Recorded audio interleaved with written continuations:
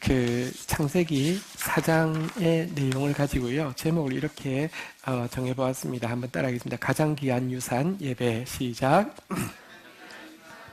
네, 가장 귀한 유산 예배라는 제목으로 하나님 말씀 나누도록 하겠습니다. 우리 창세기 4장 15절 같이 읽고 시작하도록 하겠습니다. 읽겠습니다. 시작. 여호와께서 그에게 이르시되 그렇지 아니하다. 가인에게 표를 주사 그를 만나는 모든 사람에게서 죽임을 면하게 하시니 인류 첫 범죄자인 가인, 그것도 존속 살해, 아무 죄가 없는 동생을 자기가 하나님 앞에 바른 예배를 드리지 못해서 하나님께 연락되지 않았는데 사실은 자기가 여러분 원죄가 뭐냐고 하면 교만이거든요. 내가 하나님께 예배 드리는데 하나님께서 부족하다고 온전하지 않다고 이야기하면 회개하면 될 것인데요. 하나님을 향해서 분노하고요. 뿐만 아니라 그렇게 된 이유가 바로 자기 동생이 없었으면 이런 일도 없었을 텐데 그래서 동생을 죽여버린 사실은 책임 전가와 교만, 그래서 존속 살해를 행한 가인이지만 하나님은요 그런 가인도 멸망하기를 원치 않으셨습니다. 만약에 그런 가인이 멸망했다고 하면 인류 자체가 그러니까 아담, 하와 이후 가인 이때부터 끝났을 것입니다. 그리고 또 그럴 뿐만 아니라 생각해보면 우리도요 아벨의 편에 서고 싶지만 대부분의 경우 가인의 편에 설 때가 참 많습니다. 우리도 끝났을 것입니다. 하나님은 죄인이 멸망받는 것을 원하지 않습니다. 그래서요 가인을 죽이는 자는 벌을 7배나 받을 것이라고 그에게 보장을 해주셨습니다. 대신에 그에게 그냥 이렇게 무조건적으로 용서하는 것으로 끝나지는 않았습니다. 여기 보니까요, 한번 따라하겠습니다. 표를 주사. 이 표란 무엇이냐고 하면요, 가인 자기에게 또 다른 사람들에게 징표인데요. 아마 이런 것일 것입니다. 너는 지금 징계 가운데 있다. 너의 징계는 무엇이냐고 하면, 이 세상을 살아갈 동안에 정착하지 않고 끝없는 유리방황을 통하여서 고통을 통하여서 너의 죄를 깨닫고 너의 죄를 용서하시는 하나님의 긍휼을 입어야 한다라는 하나님의 징계의 표시일 것이고요. 또 한 가지는 가인이 가지고 있는 표를 보는 사람마다 아무도 저를 건드리지 말라. 저에게 하나님의 긍휼이 있다. 하나님은 저를 구원하시기를 원한다. 이 모습을 다 동시에 보여주는 이 표를 그에게 주셨습니다. 여러분, 우리가 인생을 살아갈 때 한 가지 꼭 기억해야 합니다. 어떻게 하면 고통이 없을까를 생각하지 마시고요. 어떻게 하면 고통을 통하여 깨달을 수 있을까를 집중해야 합니다. 우리는 지금 가인의 우선으로서 가인처럼 하나님의 긍휼 가운데 있지만 또 징계 가운데 있는 존재들입니다. 우리는 이것을 통해서 깨닫는 것이 중요하지 고난이 없어지는 것이 중요한 것이 아닙니다. 어쨌든 이렇게 해서 그는 이제 유리방황하는 징계를 하나님의 긍휼 가운데 시작하게 되었는데요. 그렇지만 가인의 선택은 무엇이었을까요? 16절 보면 가인의 선택이 나옵니다. 같이 읽겠습니다. 시작. 가인이 여호와 앞을 떠나서 에덴 동쪽 놋 땅에 거주하였다. 저쯤에는 하나님의 이 표를 가지고 그래 나는 징계 가운데 있어. 나는 여기서 정착하고 여기서 얼마나 잘 먹고 잘 사느냐가 중요한 게 아니라 하나님이 주실 회복하실 하나님 나라에 들어가기 위해서 나는 고통 가운데 깨달아야 돼. 회개해야 돼. 이렇게 하면서 방황을 시작했겠지만 조금 가다 보니까 힘들고 귀찮으니까 유리방황하는 것을 그치고요. 놋이라는 땅에 정착하여서 거주하기 시작하였다. 이렇게 이야기하고 있습니다. 하나님의 주신 명령, 유리방황하라는 하나님 주신 기회, 구원의 기회를 무시하고는요 자기 방식대로 살기로 결정을 해버린 것입니다. 자, 이렇게 정착해서 살 때 그에게 17절에 보니까요 한번 같이 읽도록 하겠습니다. 읽겠습니다. 시작. 아내와 동침하매 그가 임신하여 에녹을 낳은지라. 가인이 성을 쌓고 그의 아들의 이름으로 성을 이름하여 에녹이라 하니라. 이제 정착해서 아내를 얻어서 결혼했습니다. 많은 사람들이 질문합니다. 가인의 아내는 어디서 나왔는가? 혹은 가인을 누가 죽인다고 무서워했는데 이 사람들은 누군가? 근데 사실은요, 성경이 족보책이 아니고요. 아담이 900년 이상을 살았는데요. 무슨 피임이 있는 것도 아니고요. 굉장히 많은 자손이 있었다는 것은 상식 중에 상식일 것입니다. 단지 성경은 구원사를 다루고 있는 부분이지 모든 족보를 다루고 있는 부분은 아닙니다. 그렇게 중요한 내용이 아니고요. 근데 어쨌든 그곳에서 아이를 낳았는데 에녹이라는 아이를 낳았습니다. 여러분, 그는 사실 하나님, 범죄해도 그에게 사실은 하나님의 사랑을 끊을 수는 없었습니다. 위에서 본 바대로 보호해 주시겠다고, 결국 구원하시기를 원하신다고. 그렇지만 그가 스스로 하나님의 사랑을, 하나님의 그 명령을 거부함으로 말미암아 하나님과의 관계가 완전히 끊어지게 되었는데요. 인간은 하나님이 지으셨기 때문에 누군가를 사랑하지 않으면 살 수가 없는 존재입니다. 또 그가 지금 하나님을 완전히 이제 그냥 배반을 해버린 거잖아요. 하나님이 주신 기회와 명령을 무시했기 때문에 내면 속에 두려움이 있습니다. 이 두려움은요, 온전한 사랑에서 떠났다는 증거이기도 한데요. 이 두려움을 여러분 덮을 방법으로 그가 생각한 것은 자기 방법으로 사랑하는 것입니다. 그리고 그 사랑이 뭐냐고 하면 모든 인간에게 본능적으로 있는 대로 자식을 향한 애정을 쏟는 것입니다. 그는 자식에게 이제 하나님과의 관계가 끊어졌기 때문에 자식이 마치 하나님인 것처럼, 그리고 하나님과의 관계가 끊어진 게 자기 죄 때문에 죄고 두려움이 있기 때문에 그걸 잊어버리기 위해서라도 그냥 올인해서 자녀에게 전부를 쏟고 있습니다. 그것이 무엇이냐고 하면 에녹을 위해서 성을 쌓은 것입니다. 자, 우리가 영어를 좋아하는 사람도 있고 싫어하는 사람도 있지만 이 시간은 이제 피할 수 없는 퀴즈 시간이 왔습니다. 성을 영어로 바꾸면 무엇일까요? 예, 네, 그럴 줄 알았습니다. 다 맞출 줄 알았습니다. 요즘 스카이 캐슬 때문에, 캐슬을 이제 쌓게 된 것입니다. 게다가, 에녹의 이름으로, 자식의 이름으로 캐슬을 쌓게 되었습니다. 자, 그런데요, 여기서 캐슬을 쌓았다는 것이 무슨 뜻일까요? 성은 보호를 위해서 이제 첫 번째 짓는 것이잖아요. 자녀를 보호하기 위해서 캐슬을 쌓았는데요. 이 캐슬, 요즘 말로 하면 캐슬의 핵심은 스카이 캐슬에도 나오는 것처럼 교육일 것입니다. 전부를 쏟아붓는데요. 아마 교육에 굉장히 많이 신경을 썼을 것입니다. 이것을 알 수 있는 것이요. 자, 그때는 한 900년 정도 살았기 때문에 한 3대까지는 자손이라고 하기는 같이 늙어가는 입장이고요. 보통 7대까지를 계산을 해보니까 7대까지를 보았더라고요. 그러니까 한 4대, 5대 정도 돼야지 이제 다음 세대 이렇게 이야기할 수 있는데요.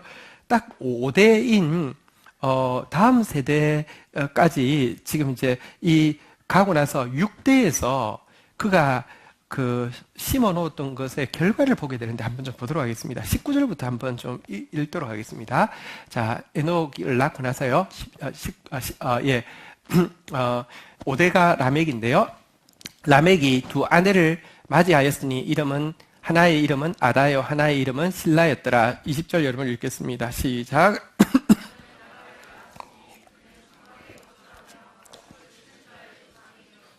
21절 제가 읽을게요. 그의 아우의 이름은 유발이니 그는 수금과 퉁소를 잡는 모든 자의 조상이 되었으며 22절 읽겠습니다. 시작. 뒤에 온풍기 좀 꺼주세요. 온풍기.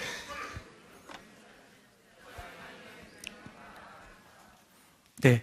자, 여기 보니까 딱 가인의 6대손, 에녹의 5대손쯤 되었을 때에 나온 새 아이의 이름이 나오는데 한번 따라하겠습니다. 야발, 유발, 두발 가인. 여기 보니까 야발, 20절에 보니까 야발은요, 장막에 거주하며 가축 치는 자의 조상이 되었다 이랬는데 이 말은 쉽게 바꾸면 대규모 목축업이 시작되는 출발이 되었다 이런 뜻입니다. 21절에 보니까요, 유발이라는 사람은요, 수금과 퉁수 잡는 모든 자의 조상이 되었다 이랬는데 그 전까지는 악기가 없었다는 뜻이라기보다는 이제는 이게 하나의 엔터테인먼트 산업처럼 이렇게 이제 어쨌든 제대로 갖추어진 어떤 이렇게 이 문화를 이렇게 영위하는 사람이 되었다 이런 뜻일 것이고요. 22절에 보니까 두발 가인은요, 구리와 쇠로 모든 기구를 만드는 자가 되었다. 그의 조상이 되었다. 이것은요, 이제 이 철기, 혹은 또 이 청동기, 이런 것으로 무기를 만드는 무기 제조의 효시가 되었다. 이제 대규모 무기 제조가 시작되었다. 이렇게 이야기를 하고 있습니다. 달리 이야기하면 야발은요, 물질적인 풍요를, 유발은요, 세속적인 쾌락을, 또 두발가인은 힘과 무력을 상징하는 이 자손들이 되었다는 것인데요. 이게 얼마나 엄청난 일인지는 요즘 말로 좀 바꾸면 좀 느낌이 올 것입니다. 제라 다이몬드라는 사람이 총균세라는 책을 냈는데 이유가 뭐냐고 하면 그가 새 탐조하는 걸 좋아해가지고요. 정기적으로 파푸아뉴기니에 가서 이제 새를 막 보다가 어떤 한 현지인이 질문을 하는 거죠. 당신들은 왜 그렇게 뭐가 많고 우리는 왜 이렇게 가난하냐고. 그래서 이제 자기가 그렇잖아요. 파푸아뉴기니 지금도 가면요 거의 원시 상태로 살거든요. 근데 왜 우리는 이렇게 많은 물건과 부가 있고 쟤들은 추울까? 그래서 IQ의 문제인가? 근데 가서 보니까 IQ 문제 아니더라는 거죠. 인성의 문제인가? 그것도 아니고 뭘까 해서 고민을 하다가 수십 년의 연구 끝에 나온 책이 이제 총균세라는 책을 보면 결론이 뭐냐고 하면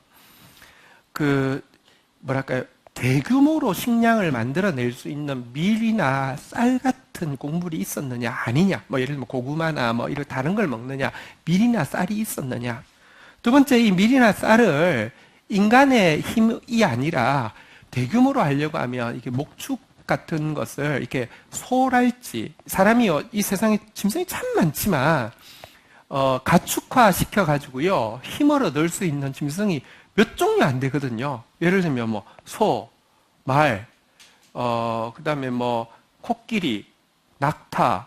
사실 진짜 몇 종류 안 돼요. 그 책에 보니까 8종류가 이렇게밖에 안 되는데 그 짐승들을 그 짐승들이 있어야 되고, 그리고 마지막으로 대규모 쌀이나 곡물이 생산되고 그걸 생산할 수 있는 목축업이 제대로 발달하고 나면 그걸 지키는 일이 있어야 되는데, 그걸 지키기 위한 무기, 그러니까 철기 무기랄지 조금 발전되면 이제 화약 같은 이런 것이 있느냐 없느냐의 여부가 인류를 지금 2000년이 지금 이 현대 시대에도 이 파푸아뉴기니에 보면 거의 원시 생활 그대로를 하느냐 아니면 이렇게 발달되게 하느냐를 갈라놓았다, 이렇게 이야기를 하는 것입니다. 여기는요 소가 없습니다. 말도 없습니다. 여기는 쌀도 없습니다. 밀도 없습니다. 그러니 여기는 지금도요, 그러니까 굳이 많지 않으니까 전쟁도 크게 할 필요가 없다 보니까 이렇게 제대로 된 화약을 사용하는 무기 같은 것을 별로 현대가 오기 전까지 생산할 필요가 없었던 것입니다. 이 관점에서 보면요, 지금 가인의 이제 6대손 때부터 정말로 말하자면 과거 원시인과 요즘 현대인의 차이와 같은 차이를 내는 목축업이 시작되었고, 이제 사람들이 부가 있으니까요, 이제 쾌락 산업이 시작되었고요. 또 그걸 지키기 위한 힘과 무력의 산업이 시작되는 효시가 되었다는 것입니다. 물질적 풍요는 근데 여기에서 머무르지는 않죠. 가지면 더 가지고 싶기 때문에 경제적인 착취를 낳게 될 것이고요. 쾌락도 거기에 머무르지 않죠. 점점 더 극한 쾌락으로 추구하게 되고요. 힘과 무력은 지키는 데만 사용하는 것이 아니라 피 흘림의 정복을 야기할 수밖에 없습니다. 어쨌든 그들의 자손이 현대에 있는 이 모든 고통을 출발시킨다는 것도 알 수 있는데요. 어쨌거나 한번 생각해 보십시오.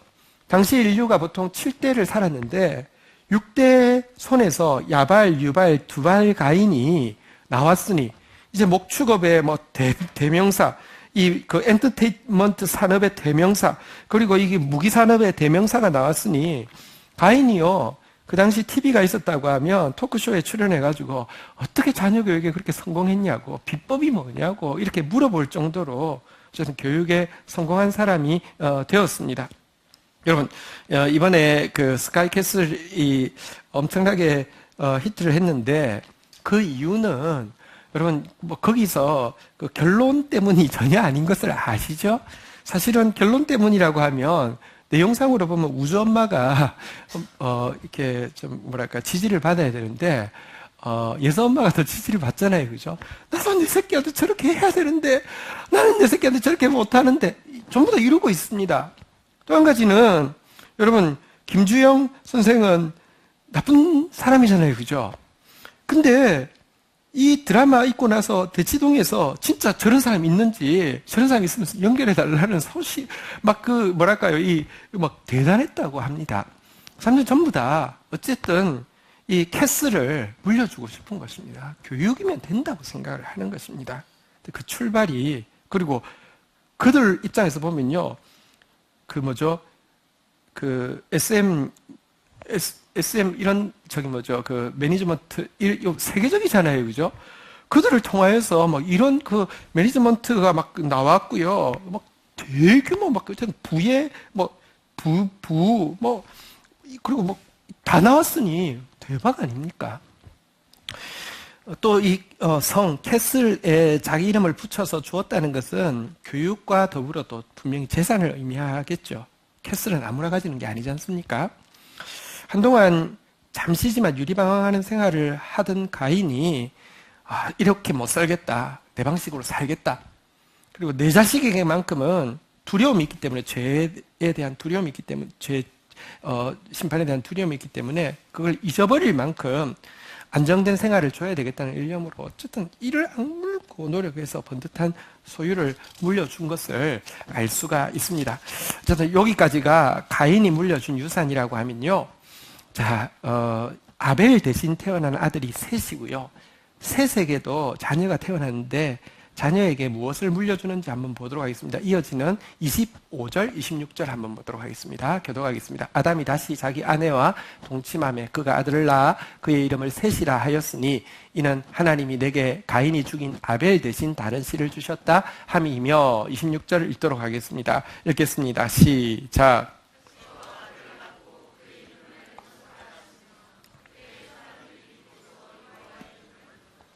자, 셋은 에노스라는 자녀를 낳았는데요. 여기 26절의 내용을 아무리 보아도 뭔가 유산을 별 내세울 만한 유산을 물려준 것처럼 보이지 않습니다. 다시 말하면 무슨 좋은 사교육을 시킨 것도 번듯한 재산을 물려준 것도 기록되어 있지 않습니다. 근데 한 가지 유산을 물려주었는데요. 그때 사람들이 비로소 여호와의 이름을 불렀더라. 이 표현은 무슨 뜻이냐고 하면 그전까지는 여호와의 이름을 안 불렀느냐 그런 뜻이 아니라 이제 가족이, 회중이 같이 모여서 하나님께 드리는 예배가, 공적인 예배가 시작되었다는 의미입니다. 다시 말하면 셋은 에노스에게 예배를 유산으로 물려주었다는 것입니다. 물론 그때의 예배가 지금처럼 주악에 맞추어 묵상기도 드림으로 예배를 시작하겠습니다. 축도로 예배를 마치겠습니다. 이런 이제 순서는 지금처럼 갖추어지지 않았을 거예요.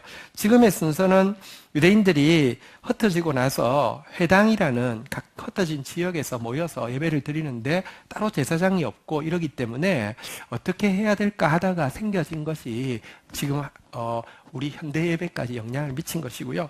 그때는 정말 진짜 예배 의미에 집중하는 예배였겠죠. 예배라는 단어의 뜻은요. 한번 따라하겠습니다. 입맞추다. 하나님께 사랑의 고백을 하는 것이죠. 하나님과 키스를 하는 것이죠. 한번 따라하겠습니다. 엎드리다. 하나님 앞에서 완전히 굴복하는 거, 이게 예배인데요. 셋은 에노스에게 그 다음 때에다가 그 다음 세대들에게 하나님을 예배하는 예배를 유산으로 물려주었다는 것입니다. 가인은 자기 자식들의 인간적인 능력을 확장시키는 데 집중했다고 하면 셋은 하나님과의 관계를 성장시키는데 자식들에게 힘을 썼던 것을 알 수 있습니다. 자, 이제 질문을 하겠습니다. 여러분은 이 두 가지 유산, 가인의 유산, 다시 말하면 교육과 재산을 물려준 것, 이 셋의 유산, 다시 말하면 예배하는 것을 물려준 것, 이 두 가지 중에서 어떤 유산이 더 좋은 유산이라고 생각하십니까? 아니면 여러분들이 자녀라고 하면 어떤 것을 유산으로 받기를 원하십니까? 답은 정해져 있습니다. 예배와 함께 캐스를 물려주는 것이죠. 뭐 금상첨화죠. 네. 자, 그런데 이제 이렇게 두 개 다 선택하는 것은 답이 절대로 될 수가 없습니다. 어떤 교회를 잘 다니고 공부를 잘하는 딸이 고등학교로 올라가게 됐는데요. 아주 영민한 딸인데 교회를 다니는 엄마한테 이런 제안을 했다고 합니다. 엄마, 나 이제 고등학교 가니까 고등학교 기간 동안은 교회 안 다니고 열심히 공부만 할게. 그런데 좋은 대학 들어가고 나면 다시 교회 갈게. 그럼 일거양득 아니야? 이렇게 이제 이야기를 했다는 겁니다. 그때 엄마는 어떤 생각을 했을까요? 하나님 감사합니다. 이렇게 영민한 딸을 주셔서 감사합니다. 그런 방법이 있었군요. 대부분 그렇게 생각할 것입니다. 제가 둘 중에 하나를 선택하라고 이야기했는데요. 솔직히 우선순위는 아주 극단적인 상황을 고려해야지만 정확하게 나옵니다. 둘 중 하나를 선택해야지만 진짜 일상적인 삶, 평범한 삶에서도요, 그것과 관련된 걸 선택하지요. 캐슬에 예배 같이 고른다. 불가능합니다. 하나만 고르라고 하면 무엇을 고르시겠습니까? 많은 부모들은요, 정말, 당연하게 가인의 유산을 고르고 있습니다. 하나님께서 주신, 가인에게 주신 기회, 곧 고통을 통해서 깨닫는 게 아니라 고통이 없기를 원하고, 하나님을 사랑하는 대신에 하나님과의 사랑이 끊어지니까 자식에 대해서 사랑한다고 이야기하면서 자식에게 고통을 없애는 방법으로 교육과 재산을 생각하지만 사실은요, 진짜 더 큰 고통을 물려주는 것인데요. 세상 부모들은 당연히 가인의 유산을 선택합니다. 믿음이 있는 부모들은 어떨까요? 근데 애석하게도 믿음에 있는 부모들도 둘 중 하나만 선택하라고 하며 가인의 유산을 기꺼이 선택합니다. 우리나라에서 신도가 제일 많은 종교가 뭔지 아십니까? 기독교도 아니고요, 불교도 아니고요, 대학교랍니다. 근데 진짜 그럴 것 같습니다. 대학만 합격시켜준다고 하면 영혼을 파는 것은 기본으로 할 수 있는 것이 인간입니다. 하지만 오늘 우리 짧은 본문이지만 이 본문을 보면 진짜 가치 있는 유산이 무엇인지 분명하게 보여주고 있습니다. 제가 지금 5대 손이 라멕이고 라멕의 자손들이 야발, 유발, 두발, 가인이라고 했는데요. 이 5대 손, 다시 말하면 가인에게 있어서는 이제 한 다음 세대라고 딱 이야기할 수 있는 그 5대 손 라멕의 모습을 성경에서 보여주고 있는데요. 23절, 24절 한번 볼까요? 라멕이 이렇게 이야기를 하고 있습니다. 한번 보겠습니다. 라멕이 아내들에게 이르되 아다와 실라여 내 목소리를 들으라. 라멕의 아내들이여 내 말을 들으라. 나의 상처로 말미암아 내가 사람을 죽였고 나의 상함으로 말미암아 소년을 죽였도다. 24절을 읽겠습니다. 시작. 가인을 위하여는 벌이 7배일진데 지금 여기 기록된 23절, 24절의 이것이요, 인류에서 가장 오래된 노래라고 합니다. 그리고 이 노래의 제목을 칼의 노래라고 부르는데요. 이유는 이 노래를 부를 때 그 두발 가인이 만든 칼을, 아주 날카로운 칼, 아주 진짜 저렇게 철기를 저렇게 가공해서 저렇게 세고 이렇게 날카롭고 견고한 칼을 만들 수 있어 하는 그 칼과 함께 유발이 만든 악기를 가지고요, 노래를 부르면서 흥얼거리면서 불렀던 시라고 유추하고 있는 인류 최고 오래된 노래인데요.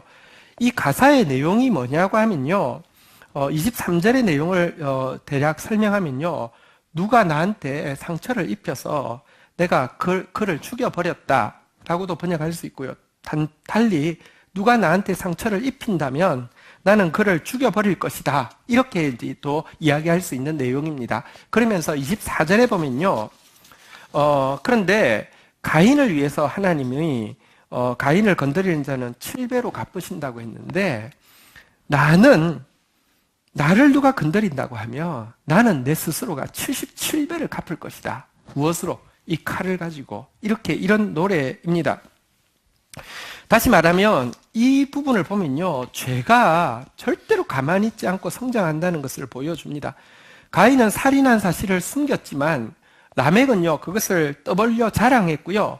가인에게 임한 하나님의 긍휼의 표시, 너를 누가 죽이려고 하면 7배를 갚을 것이라는 말을요, 내 칼은 77배를 갚을 것이라고 이야기함으로 말미암아 하나님의 긍휼을 조롱하는 모습까지 보여주고 있습니다.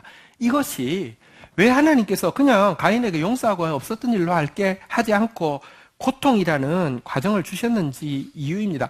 하나님께서 용서하신다고 되는 것이 아닙니다. 인간은요, 반드시 이런 모습으로 죄악이 성장하게 되어 있기 때문에 그렇습니다. 이것이 여러분 가인의 쌓은 캐슬의 이 결과의 모습을 잘 보여줍니다. 그런데 정확하게 셋에게도 5대손, 가인의 5대손이 라멕이라고 하면 셋에게도 5대손이 나왔는데요. 그 5대손이 누구냐고 하면 바로 하나님과 300년 동안 동행했던 에녹입니다. 에녹이 하나님과 300년 동안 동행하기 전에 기록을 보면요, 그는 결혼을 해서 자녀를 낳았습니다. 결혼해서 자녀를 낳아서 살았다는 것은요, 그는 경제적인 생활을 했다는 것입니다. 경제를 책임졌다는 것입니다. 우리와 똑같은 생활을 했습니다. 그러나 그는 유산을 받았습니다. 하나님 앞에 입 맞추고 하나님 앞에 엎드리고 하나님 앞에 같이 예배드리는 이 유산이 그에게 이제 5대손쯤 되었을 때, 다시 말하면 이제 에노스로부터 4대손쯤 되었을 때는 정말 꽃피게 되어서요, 진짜 하나님을 예배하는 사람이 되었습니다.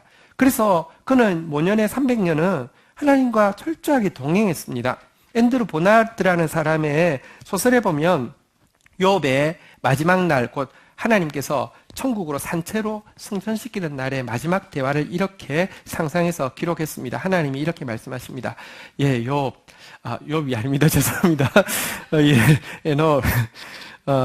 우리는 지금까지 매일 여행길에서 대화를 나누었는데 이제 집으로 옮겨서 대화하자꾸나. 이것이 이제 하나님께서 에녹에게 하신 마지막 대화입니다.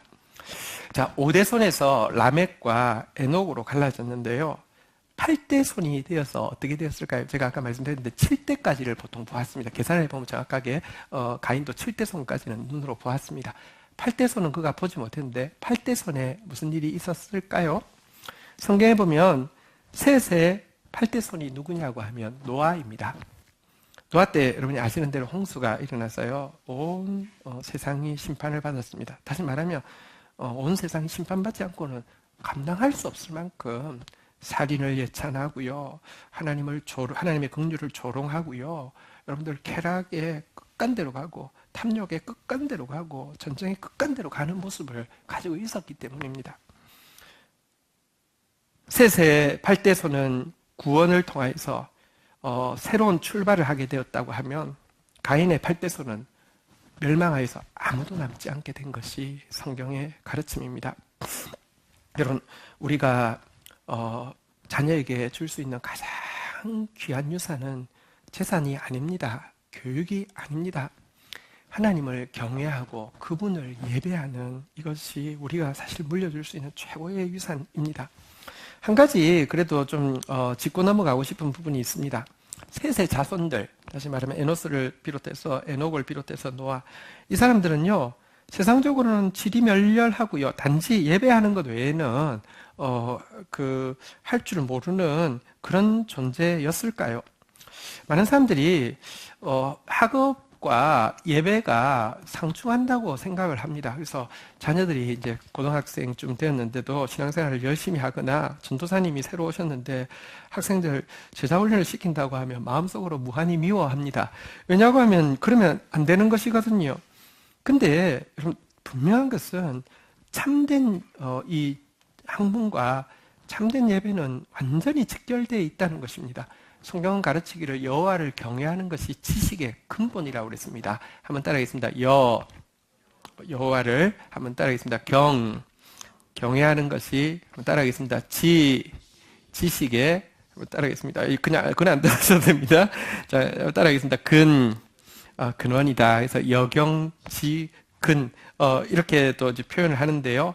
한 교수님이 하나님이 반지성주의자가 아니고요, 이 세상을 전부 하나님의 완벽한 지혜로 만드셨고 하나님께서 당신의 자녀가 무식하기를 원치 않습니다. 무식하면 복이 천대로 이어지지 않습니다. 우리에게 복이 천대로 이어지기 원하시는 하나님. 근데 한 교수님이 여경지근, 여호와를 경외하는 것이 지식의 근원이라고 하는 이것이 왜 실제인지를 5가지 이유를 들어서 설명을 한 것을 보았습니다. 들어보십시오. 여호와를 경외하는 자는 권위를 인정할 줄 알게 되고, 권위를 인정할 줄 아는 자가 진짜 지식을 가지게 된다. 여러분, 아무리 IQ가 좋아도요, 건방지고 반항적이고 여러분들 이렇게 순종할 줄 모르면요, 진짜 지식이 자라갈 수 없습니다. 여호와를 경외하는 자는 경청하게 되고, 경청하는 자는 지식이 생긴다. 하나님 경외하면 경청과 직결되었습니다. 그리고 경청, 경청이라는 것은요, 그러니까 이제 잘 귀 기울여 듣는 것이죠. 쉐마라고 이야기하는데요. 어쨌든 이것이 지혜의 출발입니다.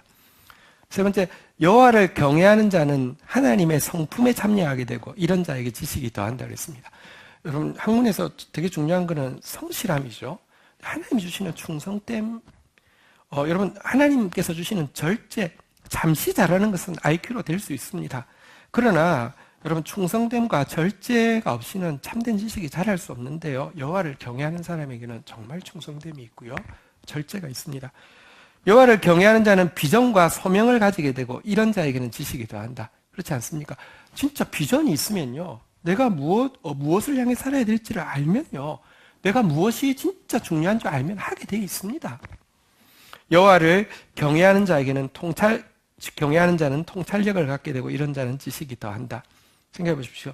위에서 아래를 보면 넓은 시야를 가지게 되면요, 더 보이게 되어 있습니다. 하나님의 관점에서 세상을 본 사람이, 다른 사람을 본 사람이, 사물을 본 사람만이 가질 수 있는 거룩한 상상력과 통찰력이 있습니다. 자, 그런데 여러분, 그렇다고 하면 이렇게 좋은 것을 셋이 에노스에게 물려줬다고 하면 그 결과를 왜 기록하지 않았을까? 겨우 가인은 성 하나를 물려줬는데 셋은 성 100개를 물려줬다. 이랬으면 뭐 정말 게임 끝이지 않습니까? 왜 아무 기록도 하지 않고 예배를 물려주었다는 기록만 했을까요? 이유가 있습니다. 먼저 하나님을 구하고 먼저 예배를 구하면 나머지는 따라오는 것이고, 하나님 예배하는 것에 비하면 나머지는 하나님 입장에서 사실 또 객관적으로 봐도 너무 사소한 것이기 때문에 기록하지 않은 것입니다. 그러니까 더 훨씬 중요한 것입니다. 게다가 이 축복은요, 진짜 하나님을 예배하는 믿음이 있는 사람들에게만 나누어 주기 위함입니다. 값진 진주가 있다고 떠벌리지 않습니다. 그것은 발견하는 사람, 다시 말하면 믿음이 있는 사람에게만 보이게 하나님 만들어 두셨습니다. 그렇지 않다고 하면 천국이야말로 투기꾼들이 제일 먼저 와서 알박기 해가지고 차지한 곳이 될 것입니다. 그렇지 않습니다. 말씀을 맺으면서 잘 알려진 예화 하나를 나누고 마치려고 합니다. 리빙스턴 이야기는 많이 들었을 텐데요. 리빙스턴이 물론 그 선교사이기도 하고요, 신학을 공부한 또 의사이기도 하지만 탐험가이기도 합니다. 자, 그런데 그 시대에 동일하게 리빙스턴과 동일한 시대에 영국 사회에서 아주 유명하게 알려져 있던 또 한 명의 탐험가가 있었습니다. 그 사람이 세실 로드라는 탐험가인데요. 이 두 사람 이야기를 간단하게 드리고 마치겠습니다. 리빙스톤은 부모님이 참 신앙이 바르고 온화한 분이셨다고 합니다. 그렇지만 너무 가난하셨다고 합니다. 그래서 단칸방에서 7명의 형제와 함께 생활해야 했고, 가게를 돕기 위해서 10살 때부터 방적 공장에 나가서 일을 해야 했다고 기록을 하고 있습니다. 너무 잘 알려진 이야기죠. 아프리카에서 온 선교사님이 한 번은 이제 설교를 하고 헌금 시간이 됐는데 너무 헌금을 하고 싶은데 돈이 없어서 헌금 접시 위에 올라갔다는 이야기가 있죠. 어쨌든 진짜 실한지는 잘 모르겠지만 어쨌든 이것이 그가 얼마나 가난했는지를 보여주는 것은 틀림없는 것 같습니다. 방적 공장을 다니면서 그래도 성실하게 진짜 그 인내심을 가지고 고생하면서 공부를 해서 신학도 마치고요, 의학도 마치고요, 아프리카 선교사로 가게 되었는데요. 그가 기록에 이렇게 기록을 하고 있습니다. 어렸을 때 가난과 고생이 오히려 아프리카 선교에 큰 도움을 주었습니다. 내가 다시 세상에 태어난다 하더라도 역시 가난한 집에 태어나 고생하며 자라고 싶습니다. 이런 표현을 남겼습니다. 대단하죠? 자, 그리고 부모님이 돌아가셨습니다. 비문을 리빙스톤이 이렇게 썼다고 합니다. 가난하고 신앙심 깊은 부모로 인해 모든 자녀들이 하나님께 감사를 드립니다. 자, 그런데 이 비문을 본 주위 분들이 전부 다 충고를 했습니다. 비문을 좀 고치라고. 뭐라고 고치라고 했냐면, 가난하지만 신앙심 깊은 부모로 인해 모든 자녀들이 하나님께 감사드립니다. 여러분, 뭐가 좋습니까? 가난하고 신앙심 깊은 부모가 좋습니까? 가난하지만 신앙심 깊은 부모로 바꾸는 게 좋겠습니까? 밑에 게 훨씬 더 낫지 않습니까? 그런데 리빙스턴이 이런 조언들을 거절을 단호하게 하면서, 내가 부모님께 받은 유산은 신앙뿐 아니라 가난도 유산이었다고. 왜냐하고 하면 그 가난이 나에게 하나님만 의지하게 만드는 것이었기 때문에 너무 소중했다고 이렇게 고백을 하고 있습니다. 가난하고 신앙심 깊은 부모로 인해, 가난하고 바르게 예배하는 공동체로 인해 우리 하나님께 감사하십시다. 지난 주일에 무슨 일이 있었냐고 하면, 지난 주 중에 이제 31일 날 저희 이제 이 계약을 위한 잔금을 치르는 날이었습니다. 저희가 이제 그 보증금을 2억 5천을 올려주는 대신에 이제 월세를 그만큼 이제 감하기로 해서 2억 5천을 몇 달 안에 만들어야 되는 때였는데요. 이제 중도금 1억 5천을 지불하고 잔금이 이제 1억이 남아서 이제 지난 주중에 지불해야 되는데, 공교롭게도 저희가 월말에 또 월세를 내는 주간입니다. 월세가 많거든요. 엄청 많거든요. 그러니까 월세 내고 1억을 내기에 돈이 좀 이렇게 상당히 부족했습니다. 지난 주일이 되기 전에. 그래서 지난 주일날 이제 여러분들이 또 헌금을 해주셨는데, 뭐 특별한 광고가 있었던 것도 아니고 헌금을 해주셨는데, 제가 재정부에 보통은 2부 때까지만 개수하고 3부 때는 이제 그 다음 주에 개수를 하는데요. 지난 주에는 3부까지 좀 남아서 개수를 해달라고 했습니다. 그리고 제 마음에는 믿음은 있었지만 혹시 부족하면 이야기를 해주시면 저희 이제 임직자들하고 같이 의논하겠다고 이렇게 이제 안심을 시켜 놓았습니다. 3부를 마치고 우리 재정부에 있는 하 집사님이 이제 이야기를 하시는데, 월세 내고 1억 내고 나서 20만 원 남았다고 합니다. 20만 원. 놀랍지 않습니까? 그러니까 20만 원 모자란 거하고 20만 원 남는 거하고 너무 큰 차이잖아요. 그죠? 무슨 생각이 났냐고 하면, 저희가 이전에 이제 이곳으로 이전해 오기로 결정을 했는데, 이전해 오기로 결정하고 여기에 이 음향 비용만 해도 1억 5천, 그리고 이 지금 조명하고 이거 다 합쳐서 한 공사비만 어쨌든 거의 한 2억 가까이 들었어요. 근데 옮길 때 돈이 진짜 전혀 없었거든요. 그리고 이제 옮겨서 2억을 지출하고 또 교회도 막 좀 많이 어려웠었잖아요. 그죠? 그리고 나서 첫 재직회, 우리 세 달에 한 번씩 재직회 하는데, 아마 이전하고 두 번째 달인가에 재직회를 했는데, 결산 보고를 하는데, 공사 다 하고 쓸 돈 다 쓰고 17만 원 남았다고 보고를 받아서, 도대체 이게 어떻게 된 일인가 이렇게 했는데요. 어쨌든 이번에도 20만 원 남았습니다. 한번 따라하겠습니다. 가난하고 신앙심 깊은 공동체로 인해 하나님께 감사드립니다. 예. 어쨌든 리빙스턴이 아까 말씀드린 대로 선교사이고 또 의사일 뿐만 아니라 탐험가여서 잘 알려진 것은 빅토리아 폭포를 최초로 발견한 사람이 그였습니다. 근데 동시대에 유명한 영국의 그 탐험가, 아프리카 탐험가가 세실 로드라는 사람인데요. 이 사람도 뭐 엄청난 발견들을 하고, 발견하는 곳마다 막 엄청난 금광과 엄청난 다이아몬드 광을 발견하고요. 그것을 가지고 영국으로 이렇게 보냄으로 말미암아 영국에서 완전 영웅이고 애국자 취급을 받게 되었습니다. 물론 그 과정에서 수많은 아프리카 원주민들을 학살했는데요. 반대로 리빙스턴은 탐험을 하는 이유가 선교하기 위함이고 또 이렇게 의소를 나누기 위함이다 보니까요. 그가 가는 곳이 먼저 발견되어진 곳은 이렇게 막 착취하고 이런 것을 하는데 방해가 되었기 때문에 영국 사회에서 미치광이고 반역자라고 비방을 받게 되었습니다. 그런데 제가 지금 세실로드 이야기했지만 한 세기가 지나자 세실로드는 아무도 기억하는 사람이 없습니다. 그의 무덤도 흔적도 없이 사라졌습니다. 네, 리빙스턴은요, 국립묘지에 안장되어 있고요. 지금도 전 세계인의 존경을 받고 있습니다. 죽음으로 끝난 것도 아니고요. 그 이후에도 계속 영향을 끼치고 있습니다. 아프리카 선교단체 중에서 아프리카 인랜드 미션이라는 에임이라는 단체가 있습니다. 아프리카에서 가장 활발하게 활동하고 있는 단체고요. 수백만 명이 그 단체를 통해서 진정한 복음에 이르렀다고 평가합니다.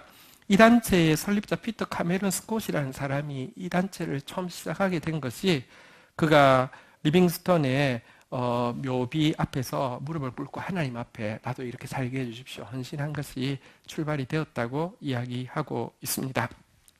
말씀을 정리하겠습니다. 여러분, 우리는 올해 의의 열매가 가득하리라는 하나님의 약속을 받았고요. 구정이 됨으로 말미암아 다시 한번 그 약속을 시작할 수 있어서 기쁩니다. 자, 그런데 우리가 사실은 기대하는 만큼 됩니다. 사람은 참 이상합니다. 영적인 존재이기 때문에 기대하면 됩니다. 우리 홍정일 목사님 그런 이야기를 하셨습니다. 자기가 친구들하고 같이 자라는데 분명히 쟤는 별로 머리가 안 좋아서 이렇게 교수 될 요원도 아니고 쟤는 별로 인간관계나 말도 잘 못해서 정치할 요원도 아닌데 보면 꼭 교수 되겠다고 하는 애는 머리가 안 돼도 교수가 되고 꼭 정치하겠다고 하는 애는 실력이 안 돼도 정치를 하더라. 사람은 참 원하는 대로 되더라. 그런 이야기를 홍 목사님 하시더라고요. 근데요, 열매가 가득하리라 그랬는데요. 이 열매는요, 여러분들이 원하는 게 결국은 될 겁니다. 무슨 말이냐고 하면 의의 열매가 가득하리라고 성경은 다시 말하면 말씀 이의 열매가 가득하리라고 분명히 이야기하고 있지만 결국 인간은 내 원하는 대로 열매 맺게 됩니다. 여러분들의 원하는 열매가 가인의 유산을 물려줄 수 있는 가인과 같은 사람이 되기를 원하면 결국 그런 삶을 살게 될 것이고요. 오늘 우리가 영혼에 있다 사는 사람인데 셋의 유산이 어떤 것인지 우리가 분명히 보았는데요. 그것이 우리의 소원이 되면 그건 또 말씀에 합치되는 것이기 때문에 반드시 그런 의의 열매가 가득할 것입니다. 우리 공동체가 우리 공동체에 속한 각 가정들이 셋의 유산을 물려줄 수 있는 가장 귀한 유산은 하나님 예배하는 것이라고 진짜 그것을 누리고 물려줄 수 있는 사람들로 세워지기를 주의 이름으로 부탁드립니다. 자리에서 일어서시겠습니다. 우리 같이 한번 예배할 때 가장 행복합니다. 이 고백으로 주님 앞에 나가도록 하겠습니다.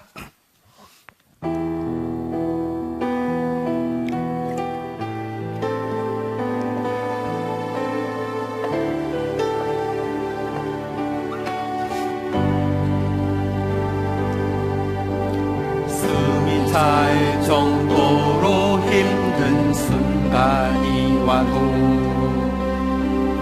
눈물이 쏟아지는 슬픔이 와도 내 평생에 놓을 수 없는 마음속 깊은 곳부터 지금 이 순간이 마지막일지라도 마지막 순간에 나 고백할 노래 내 평생에 놓을 수 없는 마음속 깊은 곳부터 예배할 때 가장 행복합니다. 예배할 때 가장 행복합니다. 나를 구하시고 날 사랑하신 주님께 예배할 때 다시 한번 고백하며 나가도록 하겠습니다. 숨이 찰 정도로 힘든 순간이 와도 눈물이 쏟아지는 많은 슬픔이 와도 내 평생에 놓을 수 없는 마음속 깊은 곳부터 지금 이 순간이 마지막일지라도 마지막 순간에 나 고백할 노래 내 평생에 놓을 수 없는 마음속 깊은 곳부터 예배할 때 가장 행복합니다. 예배할 때 가장 행복합니다. 나를 구하시고 날 사랑하신 주님께 예배할 때 하나님 새로 시작하는 한 해 정말 하나님 예배하는 행복이 가득한 한 해가 되어지게 하여 주시고 내가 우리 자녀에게 우리 공동체가 우리 다음 세대에게 물려줄 최고의 소중한 선물이 하나님 경외하며 하나님 기뻐하며 하나님 예배하는 것이 되어질 수 있도록 우리를 붙들어 주시옵소서. 우리 다 함께 주여 고백하며 기도하겠습니다. 주여 주여 하나님 우리의 멸망을 원치 아니하시며 고통 가운데서 깨닫고 하나님을 사랑하며 하나님께 복종하며 하나님을 닮아가는 자 되어지기를 원하시는 주님 앞에서 하나님 예배를 선택하는 자, 예배를 물려주는 자, 예배로 충만한 자, 예배가 풍성한 자 되어질 수 있도록 도와주시옵소서. 매일의 매 순간이 주님과의 입맞춤이 되게 하시고 매일의 매 순간이 주님께 굴복하는 삶이 되어질 수 있도록 주여 도와주시옵소서. 우리에게 다음 세대란 소중한 이름을 허락하여 주셨습니다. 우리의 다음 세대가 에녹과 같이 하나님과 동행하는 세대가 되어지기를 원하고 우리의 다음 세대가 노아와 같이 구원의 방주의 역할을 감당하는 세대가 되어지기를 원합니다. 주님 은혜를 더하여 주시옵소서. 다시 시작하는 이 한 해에 의의 열매가 가득한 한 해가 되어질 수 있도록 정말 예배로 아버지 능력 풍성한 한 해가 되어질 수 있도록 주님과의 사랑이 넘치는 한 해가 되어질 수 있도록 축복하여 주시옵소서. 함께 기도하겠습니다. 나라를 위하여 교회를 위하여 열방을 위하여 명절 기간입니다. 우리 지체들 우리 친척들을 만날 때 그냥 사람으로 보지 마시고요 영혼으로 보셔서 그의 영혼의 구원을 위해서 섬기려고 하면 얼마든지 주님의 마음으로 섬길 수 있습니다. 구원받을 한 영혼 위하여 치유받을 한 영혼 위하여 미래 교회 주역이 될 예배의 주인공이 되어 우리보다 더 하나님을 잘 알고 하나님을 사랑하게 될 다음 세대들을 위하여 하나님 감사합니다. 우리에게 가장 귀한 유산이 하나님께 입맞추며 하나님 앞에 복종하는 것임을 오늘 깨닫게 하여 주셨습니다. 우리 다음 세대를 통해서 가난하고 가난하고 하나님 바르게 예배하는 이 유산이 물려져서 우리와 비교할 수 없이 하나님을 잘 알고 하나님께 순종하며 하나님을 사랑하는 세대가 세워지게 하여 주시사 하나님 에녹과 같이 하나님과 동행하며 노아와 같이 구원의 방주의 역할을 감당 주옵소서. 예수 그리스도의 이름으로 기도 올립니다. 아멘. 예, 아주 기쁜 일이 있습니다. 오늘 우리 공동체 수료자가 있고요. 또 특별히 교회를 처음 나오게 되어서 학습을 받는 시간이 있겠습니다. 우리 이혜린 자매 앞으로 나오시겠습니다. 네. 제가 먼저 학습 질문하도록 하겠습니다. 당신은 창조주여 당신을 사랑하시는 하나님을 알아가기를 원하십니까? 네. 당신은 예수님을 하나님의 아들이요 당신과 온 세상의 구주로 믿기를 원하십니까?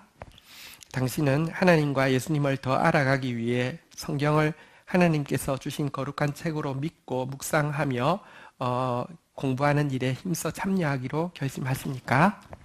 당신은 교회 양육 프로그램에 참여함으로 속히 온전한 교인 되어 세례받기에 힘쓰기로 약속하십니까? 네, 우리 이혜린 자매의 공동체 앞에서 또 하나님 진지하게 알아가기로 학습문답했습니다. 수료증 전달하겠습니다. 수료증 새가족관 과정 이름 이혜린 위사람은 다음 세대교회 새가족관 과정을 성실히 수료하였기에 이 증서를 수여합니다. 2019년 2월 3일 다음 세대교회 담임 목사 권지현. 네. 뒤로 돌아서시겠습니다. 우리 그 선물 있으면 자 여기 우리 남자친구가 이거 선물 사야 이쪽으로 와서 자 목사님한테 주면 안 되고 이쪽으로 언니한테 누나한테 자 그래요. 네 감사합니다. 네 우리 그 설날 가족 예배 순서지 이제 안에 넣어드렸는데요. 또 가셔서 우리 또 가족들과 함께 또 이렇게 여기 순서 잘 되어 있으니까 또 같이 예배하면서 풍성한 시간 가지시기를 바랍니다. 자리에서 일어서시겠습니다. 우리 옆에 분들 다시 한번 오늘 우리 새해 복 많이 받으세요 인사할 때 가인의 복 아닙니다. 우리 새새 복입니다. 이 새새 유산입니다. 이런 마음 담아서 우리 옆에 분들에게 한번 인사하겠습니다. 새해 복 많이 받으세요. 네, 감사합니다. 떡국이 준비되어 있습니다. 설날에는 떡국 먹어 주셔야 됩니다. 웬만하면 다 드시고 가시면 좋겠습니다. 축도하겠습니다. 여호와는 내게 복을 주시며 너를 지키시기를 원하며 여호와는 그 얼굴을 내게 비추사 은혜 주시기를 원하며 여호와는 그 얼굴을 내게로 향하여 드사 평강 주시기를 원하노라. 주 예수 그리스도의 은혜와 아버지 하나님의 사랑과 성령의 교통하심이 너희 무리와 함께 계실지어다. 아멘. 감사합니다.